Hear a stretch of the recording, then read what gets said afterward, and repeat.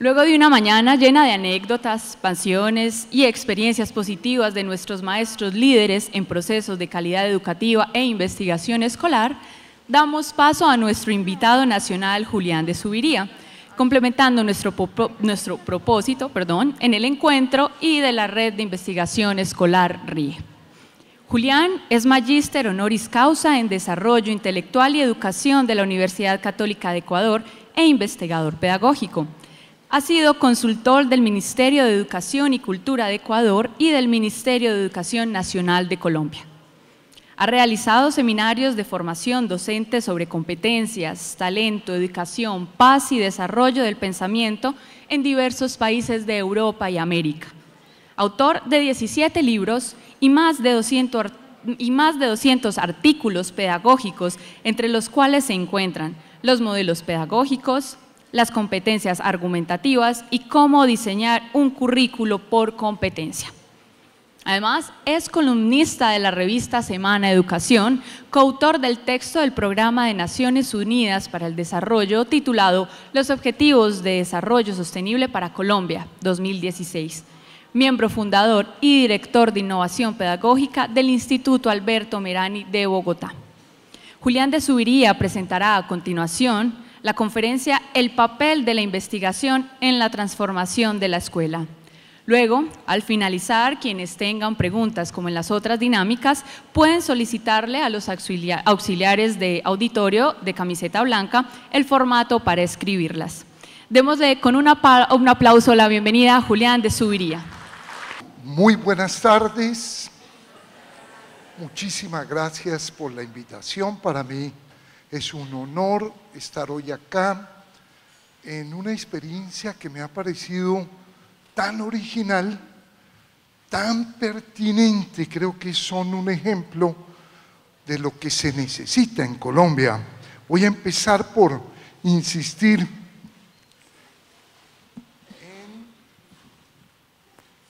los aspectos de la mañana que más me impactaron. De un lado, es muy poco común en Colombia encontrar, como lo encuentra uno en Antioquia, como lo encuentra en Medellín, un trabajo donde están distintos niveles del sistema educativo. En general no tenemos sistema, está totalmente fragmentado. No tiene casi nada que ver la inicial con la básica y casi nada la media con la superior. Entonces, ver uno colegios, ver uno universidades, ver uno colegios públicos y ver uno colegios privados emociona realmente el alma, porque vivimos en un país fragmentado y son experiencias muy positivas ver a los medios masivos de comunicación que no han cumplido su papel. Entonces, ver uno presente al colombiano es emocionante y que esté articulado a reflexiones, a trabajos en educación. Ver maestros formando maestros, que es una de las ideas claves que necesitamos para transformar la educación. Y todavía más importante, ver un cambio en el modelo pedagógico que se está gestando, ver una escuela que parta de la pregunta. Yo estoy convencido que venimos al mundo es a hacer preguntas, no respuestas. Yo estoy convencido que uno debería ir a una universidad a hacerle preguntas a la vida. Y tristemente eso no sucede.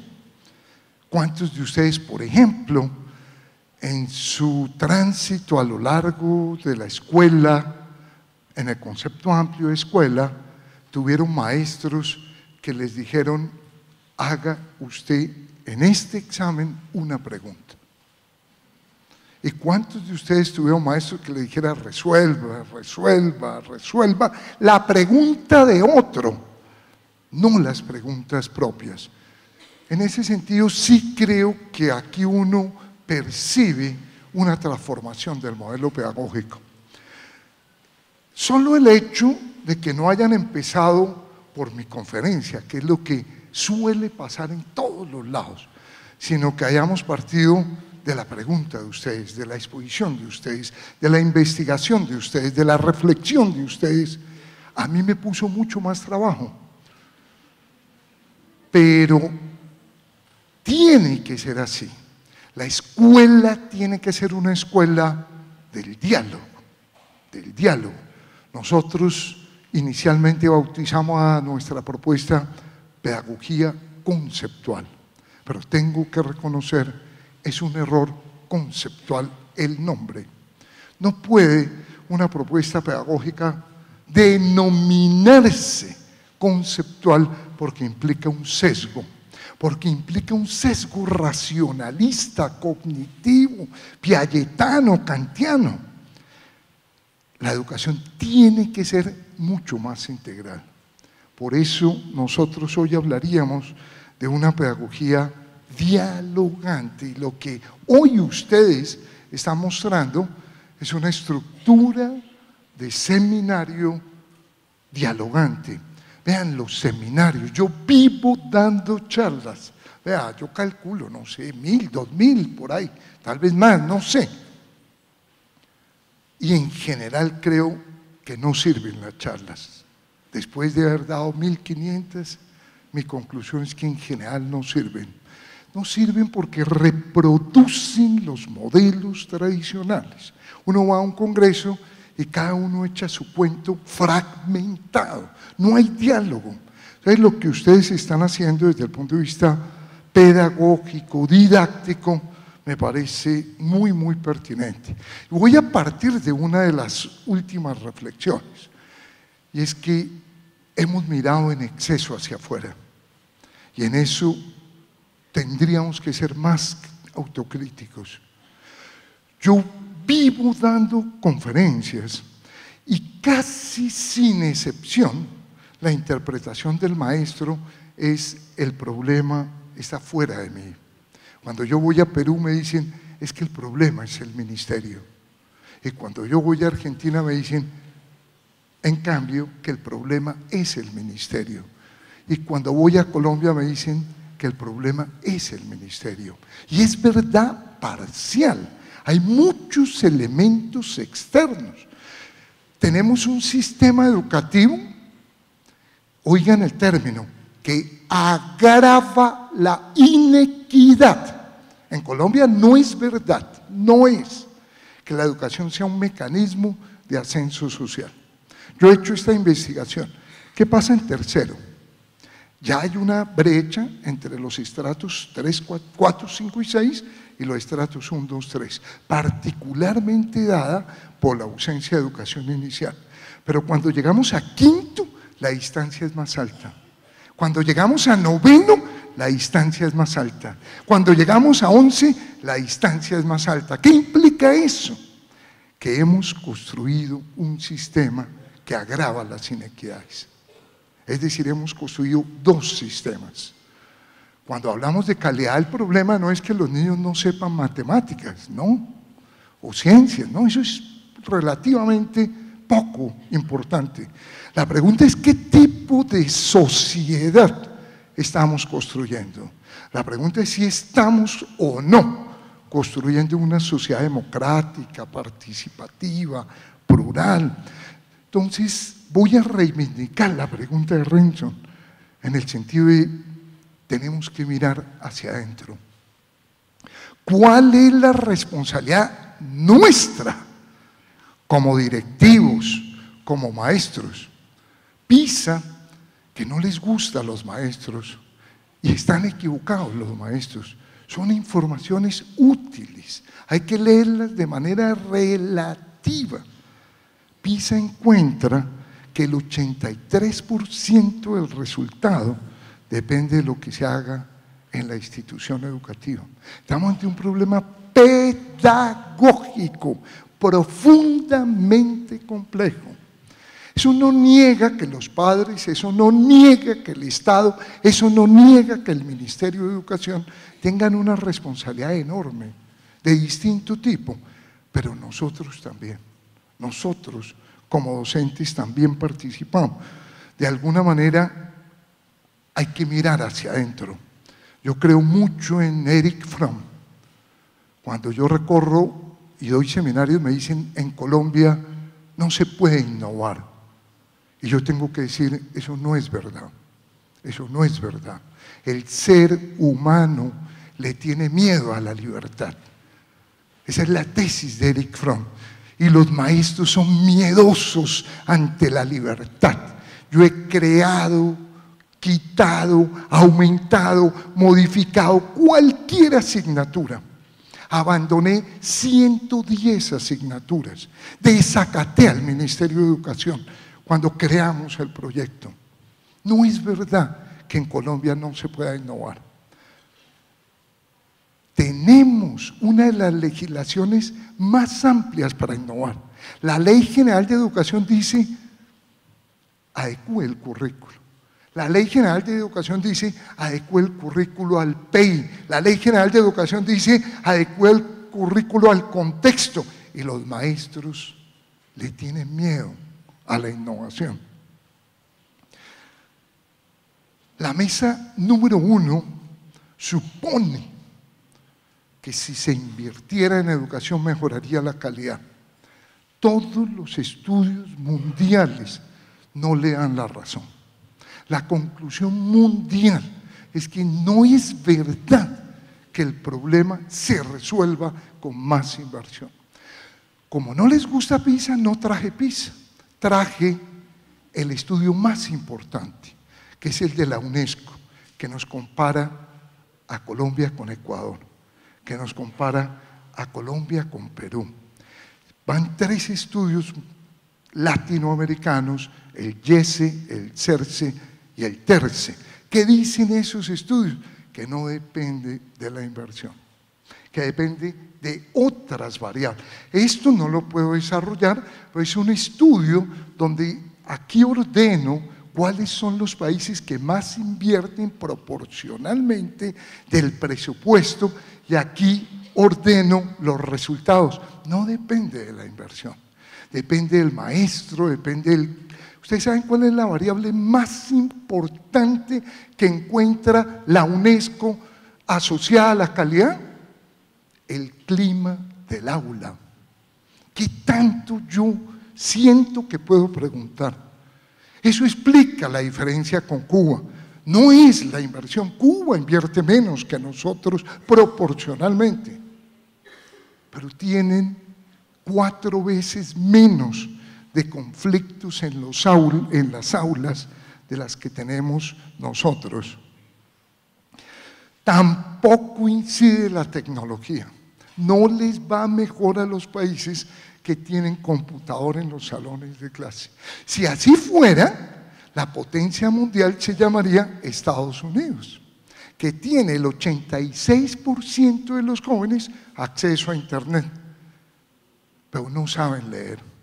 Y lo acaban de demostrar en las elecciones el 18 de enero. No saben leer, porque creyeron, como en la Edad Media, como en el siglo XV, creyeron que si alguien hacía un muro, iba a resolver los problemas. Eso era lo que creían en el siglo XV. Imagínense que acaban de elegir un presidente que cree lo mismo de hace 6 siglos. Algo pasa en ese sistema escolar. No es la tecnología, pero la variable que a mí sí más me preocupa es que tampoco es la experiencia de los docentes. Y ese sí es el tema de este evento. Algo pasa porque los estudios que hemos hecho en Colombia, esto es válido en Colombia y a nivel latinoamericano, nos dicen que si un docente tiene 5 años, es mejor docente que si tiene 3, 2, 1, hasta ahí va bien, hasta el año 9, pero si tiene 10 años, ya tiene un impacto peor en la calidad que si tuviera 9. Y si tiene 15, ya la calidad ha bajado mucho. ¿Y eso es inevitable? No, no es inevitable.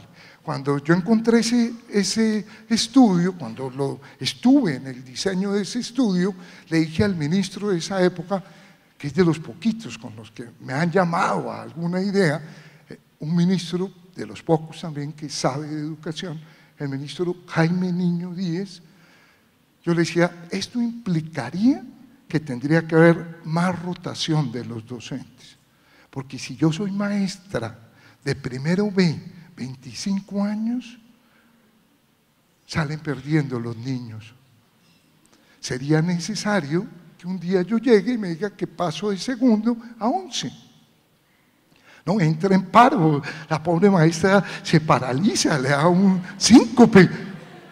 Porque lo que estamos haciendo es tan impertinente que es distintísimo lo que se hace en segundo a lo que se hace en 11. Pero yo sí aspiro que eso cambie. Esto sí es muy triste, que la experiencia no incida, tampoco incide en las maestrías. No inciden.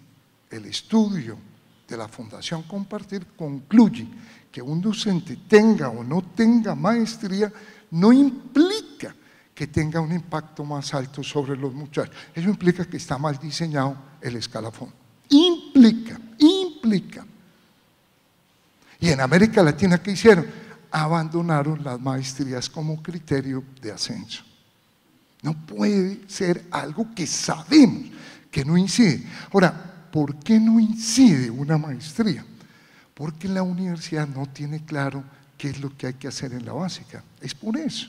Lo que se hace en la universidad sí sirve para ser mejor docente universitario. Tener maestría o doctorado eleva la calidad de ese docente a nivel universitario, pero no en la básica. Es que en la básica necesitamos otra cosa. Necesitamos otro tipo de maestro, necesitamos otras competencias. Necesitamos un maestro que resuelva el problema del bullying. Necesitamos un maestro que enseñe a amar a los niños. Necesitamos un maestro que apasione a los niños. Necesitamos un maestro que enseñe a pensar, a hablar, a escuchar. Y eso, con todo respeto, hoy por hoy no se enseña en ninguna maestría. El problema es mucho más pedagógico. Hay que crear comunidades. Como decía, por ejemplo, Héctor, el liderazgo es una variable abandonada en Colombia. Yo estoy sustentando las tesis que todo rector debería ser profesor por lo menos 2 horas a la semana. Y si no se puede en la ley, pues cambiamos la ley. Porque las leyes las construimos nosotros. Si el rector fuera docente, tendría otra relación con los niños.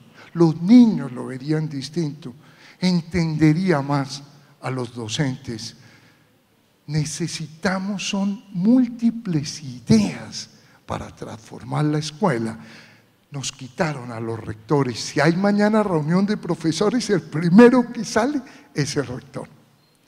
Si uno va a un colegio oficial, por lo general no está el rector, está en la Secretaría de Educación o está en EAFID en una conferencia, pero no está en la institución educativa.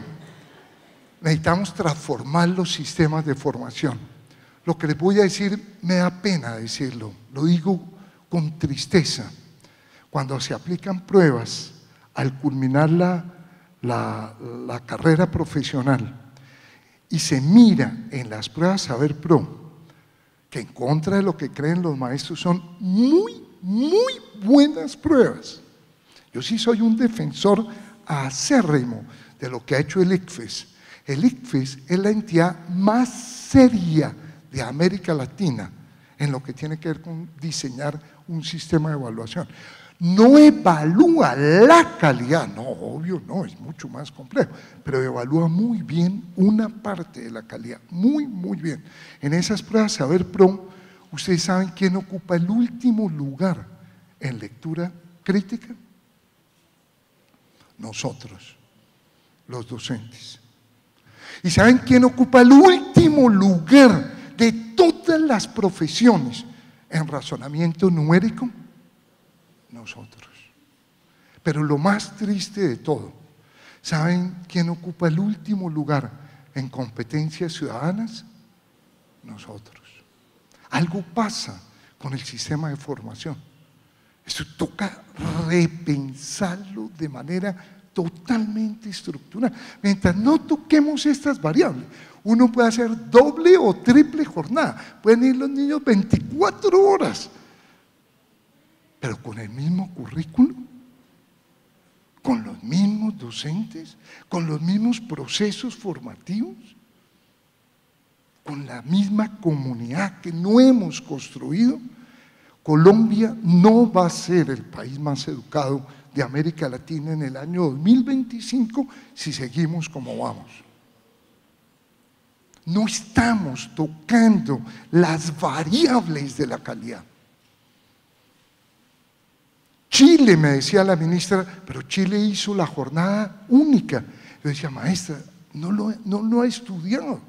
Chile hizo la jornada única después de que transformó en la más grande transformación del currículo de América Latina en el año 98. ¿Qué hicieron? Lo que hay que hacer, que los niños aprendan a pensar y a comunicarse. Esa es la tesis que yo llevo sustentando 38 años.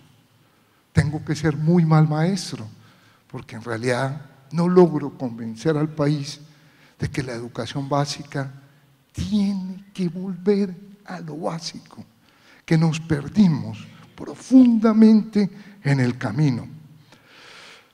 Comparto mucho una idea de Gladys, me parece muy aguda, cuando dice, mediante un lenguaje poético narrativo, que las secretarías de educación no pueden dedicarse a vigilar, a inspeccionar. Esa tarea se la tenemos que dejar al DAS, no a las secretarías de educación. Las secretarías de educación tienen que ser aliados en la transformación. No debería haber una oficina de inspección y vigilancia. Deberían haber equipos de apoyo en las secretarías de educación. Pero la pregunta fundamental de un educador, la pregunta que a mí me ha rondado toda mi vida, uno viene al mundo a hacer preguntas. Esta es mi pregunta de mi vida. ¿Cambian ustedes y yo las ideas de sus alumnos? ¿Transforman las estructuras para pensar? Si yo hago una prueba en sus colegios o en sus universidades de cuál es el nivel de argumentación hoy y vuelvo en un año, ¿habrá cambiado? Si hago una prueba de criterio moral, usando pruebas tipo colberiana, usando pruebas tipo competencias ciudadanas de Antanas Mockus, y vuelvo en un año, ¿cambian o no cambian? Porque esa es la pregunta que todo docente tiene que hacerse. ¿Estamos o no estamos impactando a los muchachos? ¿Son mejores seres humanos, sí o no? Porque les confieso, he hecho un estudio de los más graves estafadores en la historia colombiana en los últimos 30 años. Y les doy una noticia tristísima. Todos, de los 200, 194 fueron al colegio, fueron a la universidad y tienen maestría. Por lo general, maestría en administración de empresas. Algo pasa en el sistema. ¿Cómo puede ser posible que Guido Nule se gradúe con tesis meritoria en una universidad bogotana con el título Ética y Responsabilidad Social de las Empresas? Algo pasa, algo pasa. Nos falta integralidad todavía en la escuela, en el colegio y mucho en la universidad. En la segunda mesa lo planteaban de una manera muy clara. Esta es una tesis de Freire. El problema no es la matemática, o si sabe o no sabe ciencias. El problema es qué tipo de sociedad estamos construyendo. Porque hay muchas dudas sobre el tipo de sociedad que estamos construyendo. Voy a hacer una pregunta para que vean lo complejo. De 100 jóvenes que tienen 15 años, que han tenido 90 profesores, ¿cuántos pueden leer un párrafo y entenderlo? ¿Cuántos pueden inferir una idea? De 100. ¿Cuántos creen? ¿Tú cuántos crees? De 100, por ahí 10. ¿Tú cuántos crees? De 100. Es posible que ninguno. Es posible. Ninguno.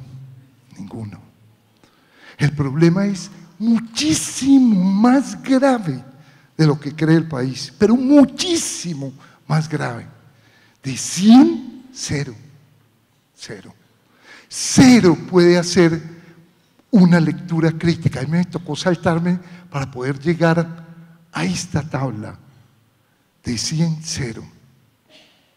Lo que se llama en PISA, que tanto critican los maestros, es una prueba no tan buena como la de saber. Saber es mejor, pero es buena la prueba, le ayuda a uno.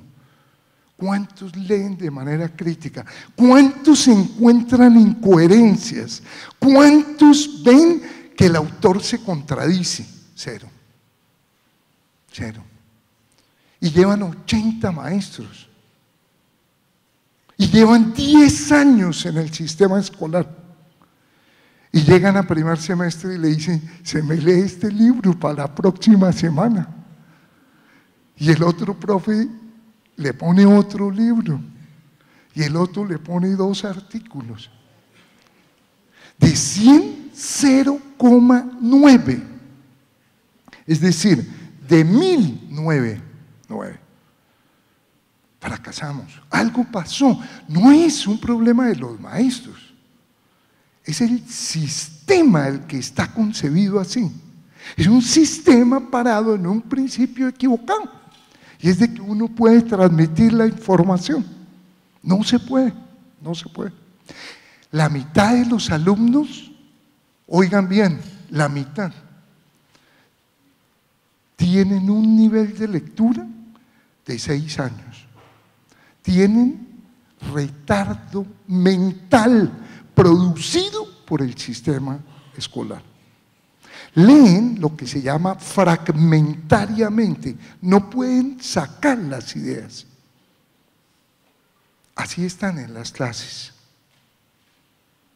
Es mucho más grave el problema de lo que uno cree. No hay duda. Esto no es toda la calidad, eso no hay la más mínima duda. Si me devuelvo un momento, indudable, en educación para hablar de calidad, antes hay que contestar la pregunta, ¿es pertinente lo que estamos enseñando? Porque la tesis que yo llevo 37 años sustentando es que no es pertinente. O sea que un joven no debería estar viendo ecuaciones diferenciales, ni logaritmos, ni álgebra, ni río, ni laguna, no.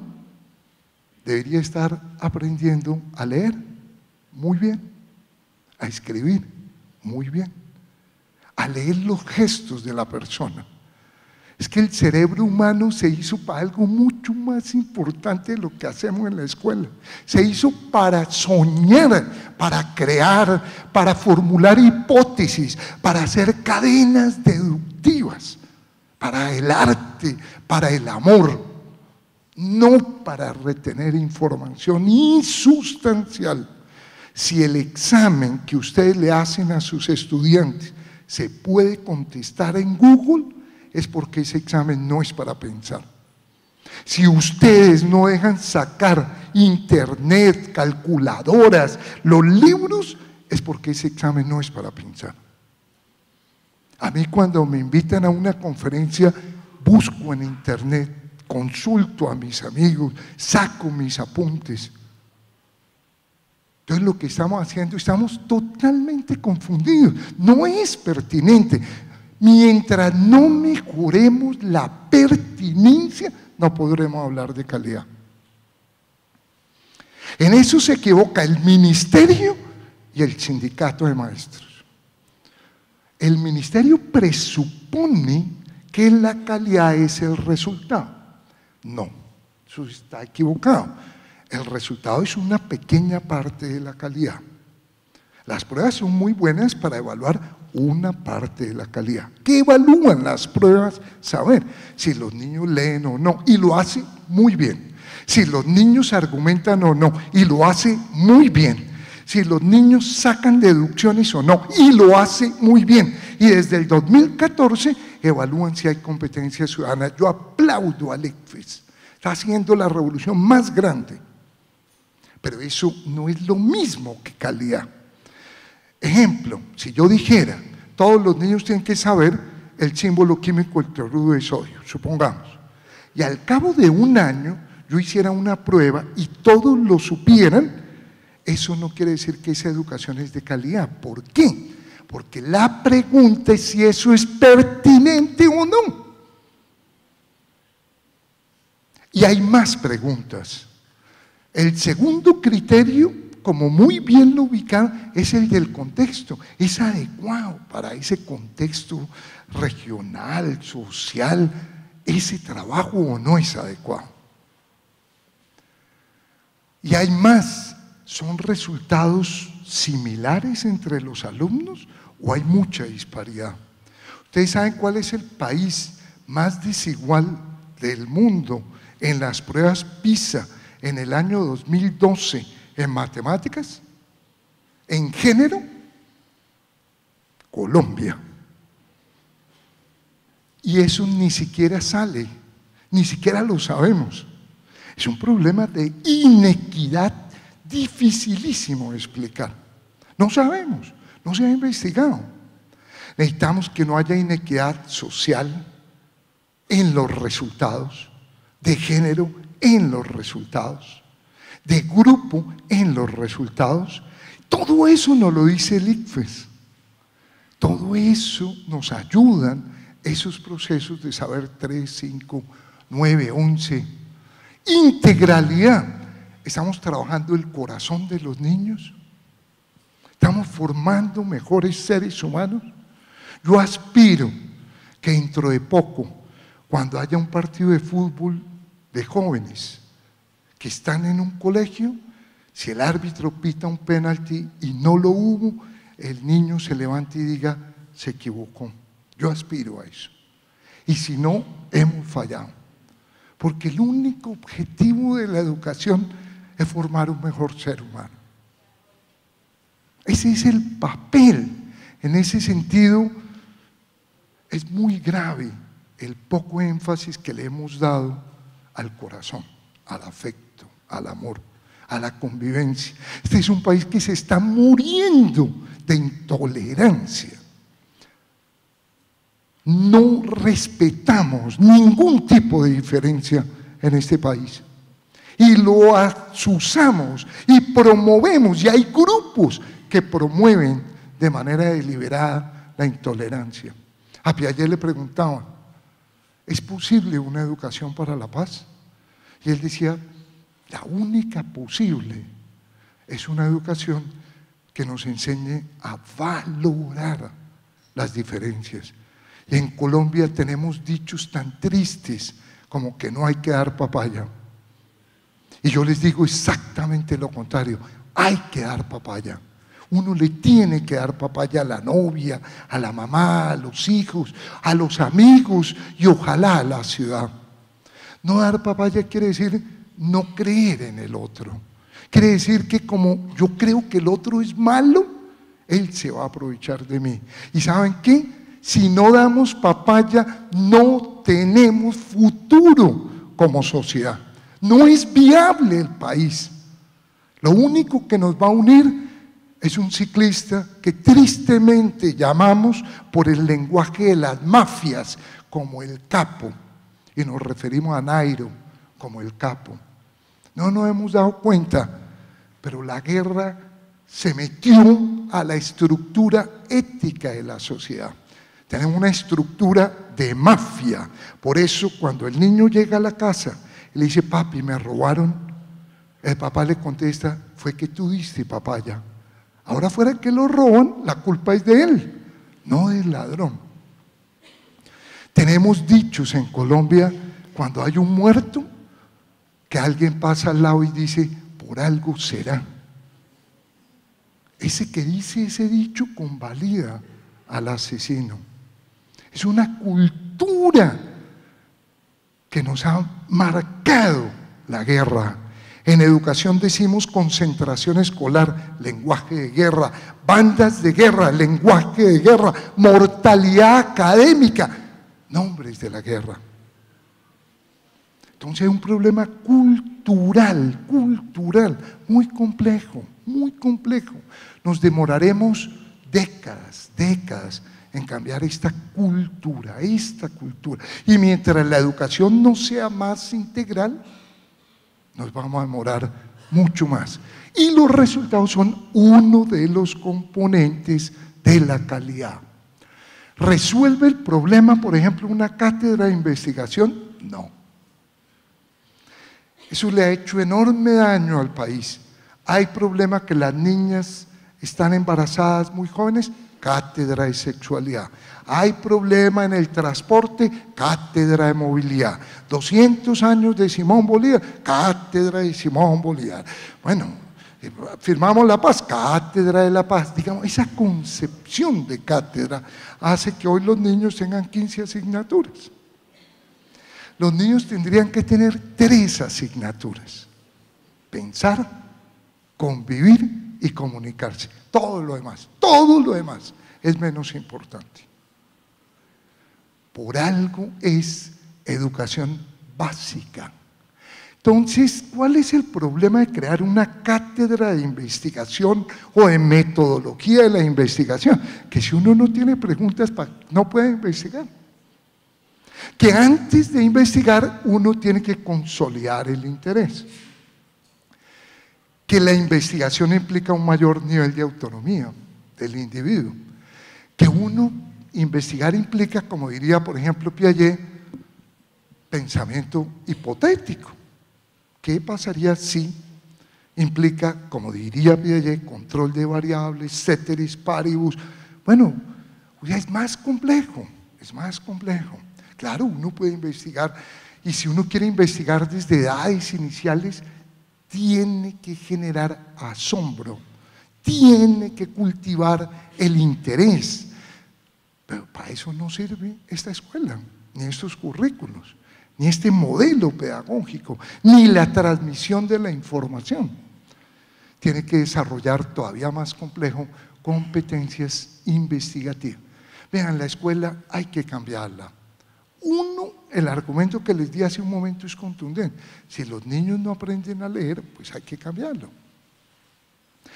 Los resultados de competencias ciudadanas son un poco atrás de los de lectura.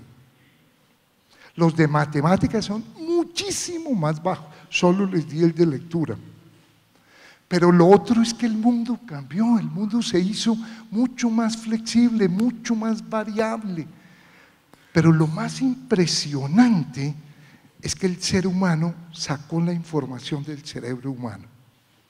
No se guarda aquí, se guarda en lo que bellamente denominan los ingenieros la nube. Lindo, ¿no? ¿Dónde queda? La nube, o en estos aparaticos. ¿Ustedes saben cuántas canciones se pueden escuchar en Deezer, en este celular? Que yo estoy conectado a Deezer, ¿saben cuántas? Yo me demoraría 1123 años para escucharlas. 45 millones de canciones. Está toda la información fuera del cerebro. Entonces está equivocado el sistema educativo. Si yo puedo acceder a la información en internet, en un celular, en un computador, en una USB, entonces está equivocado un sistema que consiste en transmitir la información. Si el mundo es totalmente globalizado, intercomunicado, entonces está mal diseñado el sistema escolar, porque el sistema escolar es el único sistema no intercomunicado. El día que eligieron en Estados Unidos presidente, el 19 de enero del 2017, todas las monedas del mundo se afectaron. Pero en educación, la maestra de primero B no tiene ni idea qué enseña la de tercero C. Ni idea, ni idea. Ella cree que es dueña de primero B. Y por eso ella dice, mis niños, un término que tendremos que prohibir. Mis niños. Y por eso ella supone que el siguiente año va a ser la maestra de primero B. Yo he hecho esta prueba, cojo el examen de matemáticas de grado 9, se la aplico al profe de sociales. ¿Saben qué pasa? Se raja, se raja. ¿Por qué? Porque lo que se está trabajando es tan impertinente que uno afortunadamente lo borra, que uno no lo entiende, que uno no lo conserva a lo largo del tiempo. Y si hago el examen contrario, le aplico al de matemáticas, el examen de sociales, ¿qué pasa? Lo mismo, se raja. Eso es absurdo. Eso es porque estamos trabajando totalmente por encima de la zona de desarrollo de los muchachos. Cualquier profesor podría ser profesor de primero, de quinto, de octavo, si estuviéramos trabajando cosas importantes. Si uno en la escuela estuviera resolviendo las preguntas de la vida. Lo que enseñan en la escuela no sirve en la vida, no sirve, pues es que es tan sencillo de ver dónde aplica uno los símbolos químicos. Pues básicamente en el examen de química, por eso el muchacho le pregunta, perdón, profe, ¿aprobé? Y si el profe dice que sí, pues bota el cuaderno. Y yo aplaudo al niño que quema el cuaderno. O también resolviendo crucigramas. Es lo único donde yo he visto que sirve, pero en la vida no. En la vida la pregunta de un joven es distintísima. Profe, ¿cómo hago yo para saber si una niña que saqué a bailar quiere bailar conmigo la siguiente canción? ¿Ustedes creen que se volarían de clase si esas fueran las preguntas? Si uno en la escuela aprendiera a invertir el dinero, a enamorar, a hacer poemas, a soñar, a crear, pero si uno está viendo A más B al cuadrado igual a A cuadrado más 2AB, vuélense de clase, vuélense. Pero si uno estuviera viendo cosas importantes, pertinentes, se quedaría en la clase con toda seguridad. Me toca acelerar y llegar un poco al núcleo de cómo puede la investigación transformar esa escuela. Uno, que es una manera de pensar la escuela distinta a la investigación, lo que ustedes están haciendo. Vean, en contra de lo que creemos, los maestros no revisan las prácticas. Los maestros hacen muchas cosas, pero no hacen cosas distintas cada año, no investigan su práctica, no sistematizan su práctica, no escriben su práctica, no la escriben. A mí me invitan en la semana institucional por ahí 50 instituciones, yo les digo, no me inviten, no. Reúnanse a ver qué están haciendo, oigan a sus compañeros, ojalá haya proyectos, vea, estamos haciendo esto, se van a aterrar. Los profes no saben qué hacen los otros.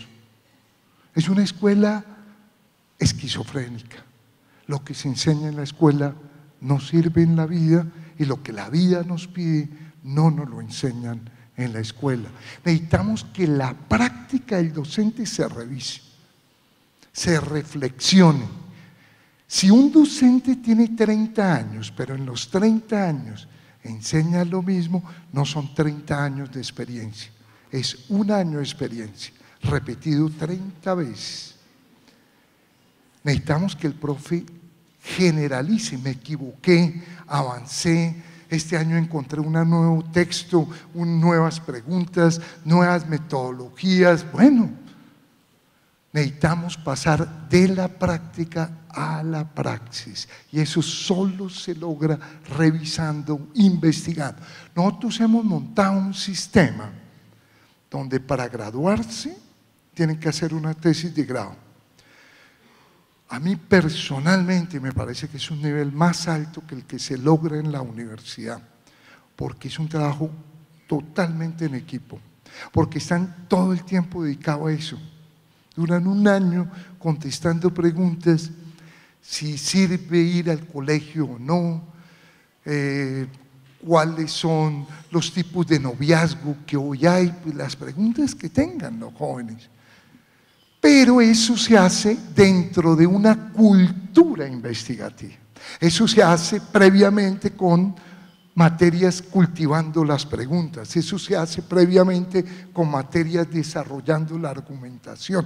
Yo fui 25 años profesor de una materia que se llamaba argumentación. Y les decía, tráigame una idea original. Y en clase discutimos. ¿Cuántos de ustedes tuvieron un profe? Les pido que levanten la mano, que les haya pedido una idea original, una. Les pido que levanten la mano. Mira, hay buenos profes, pero son muy pocos, poquiticos levantan la mano.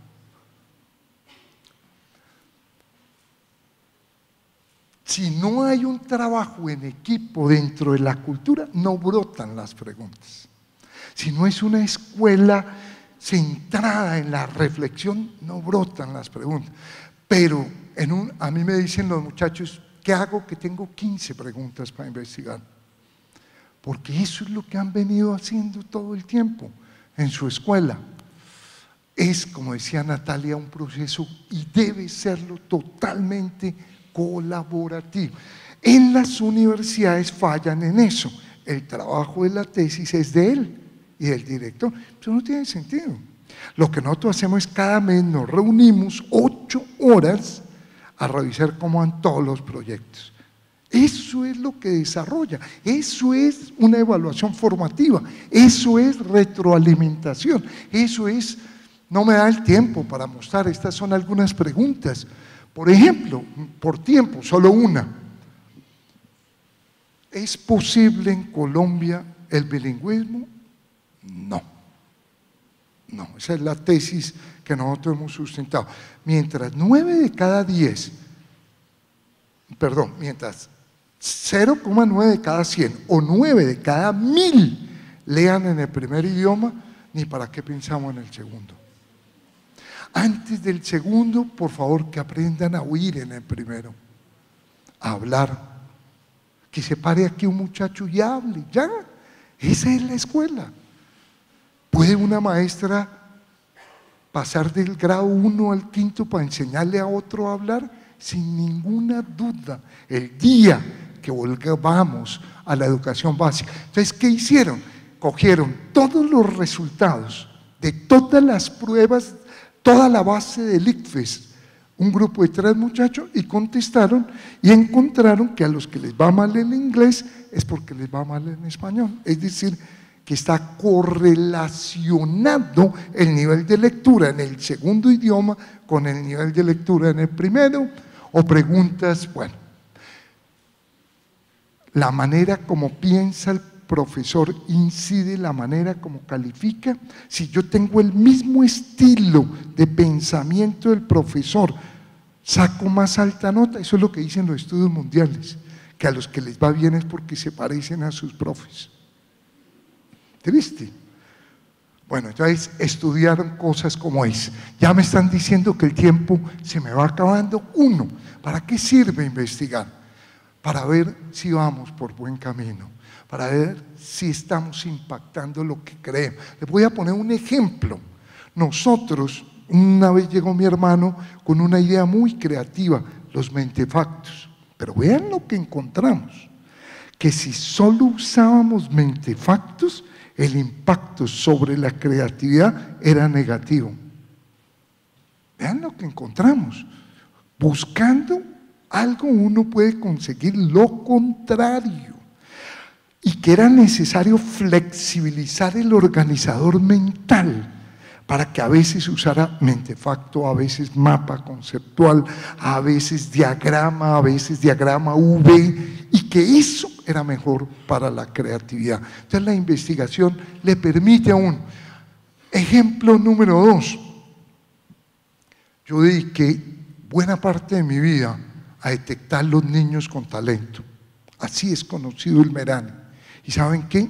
Al cabo de un tiempo me di cuenta que no existen. A los que yo me dediqué no existen. No hay niños de capacidades excepcionales. No hay niños con más talento que otros. Lo que hay es niños con mejor mamá. Lo que hay es niños con medios culturales enriquecidos. Si uno tiene un medio cultural enriquecido, todos los niños llegarían muy lejos. Yo les hablé de cuáles eran los niveles de lectura de los niños. Yo he estudiado el tema de cuál es el nivel de lectura de los profes, pero el día que encontré el resultado hice un firme compromiso. Nunca en mi vida voy a divulgar esa investigación. 2, ¿para qué más sirve investigar? Para que uno no se tradicionalice. Es que es facilísimo, la tradición da seguridad. Vuelvo a Erich Fromm, o vuelvo a Stanislao Zuleta, que tuvo la enorme virtud de haber ido muy poquito a la escuela. Entonces ustedes leen a Zuleta y se dan cuenta que él no pudo haber ido a la escuela porque es muy creativo. Es un individuo tan original porque leyó mucho.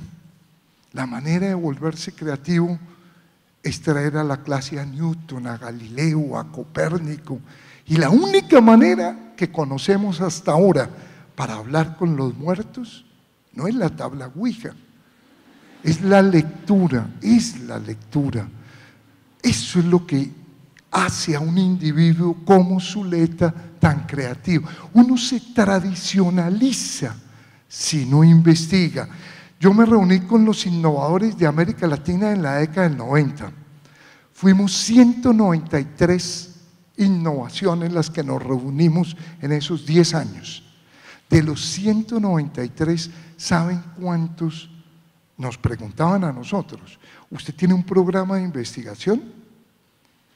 Nos preguntaban a nosotros, ¿ustedes tienen un programa de seguimiento de la innovación? ¿Saben en América Latina cuántos dijimos que sí? 2 innovaciones de las 193. Se pierde una innovación si no valida lo que cree que está haciendo, lo que cree que está buscando.